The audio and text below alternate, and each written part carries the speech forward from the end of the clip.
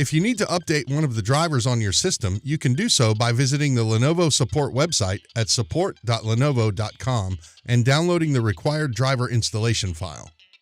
Type your product name, serial number, or machine type into the search box in the middle of the page, and then select your machine from the drop-down list.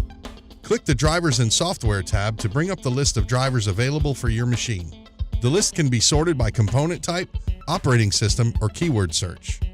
Locate the available drivers for the component you are updating and click the arrow symbol next to the driver for your operating system to download the file. Once the installation file has been saved on your system, double-click the file to run it and follow the instructions during installation until the driver has been fully installed. After the install process has been completed for the driver, the downloaded installation file can safely be deleted.